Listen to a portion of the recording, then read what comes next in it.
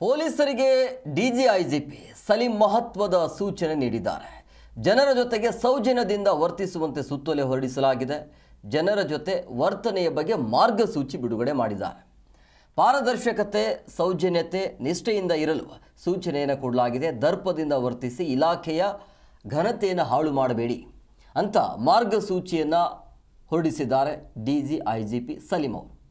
ಪೊಲೀಸರಿಗೆ ಪ್ರಮುಖವಾಗಿ ಮಾರ್ಗಸೂಚಿಗಳು 18 ಪಾಯಿಂಟ್ಗಳನ್ನು ಕೊಟ್ಟಿದ್ದಾರೆ.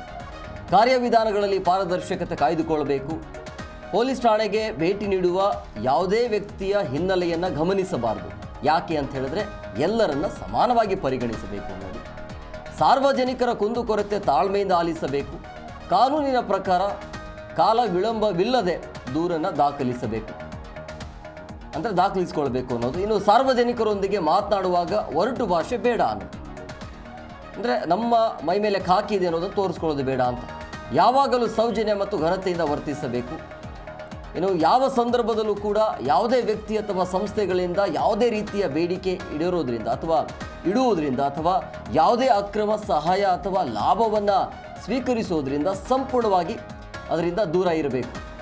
ಇನ್ನು ಕರ್ತವ್ಯದ ಸಮಯದಲ್ಲಿ ಅಥವಾ ಕರ್ತವ್ಯ ಮುಗಿದ ನಂತರವೂ ನೈತಿಕವಾಗಿ ಇತರರಿಗೆ ಮಾದರಿಯಾಗುವಂತೆ ಇರಬೇಕು ಅನ್ನುವಂಥ ಈ ರೀತಿಯ ನೀತಿ ನಿಯಮಗಳನ್ನು ಹಾಕಲಾಗಿದೆ.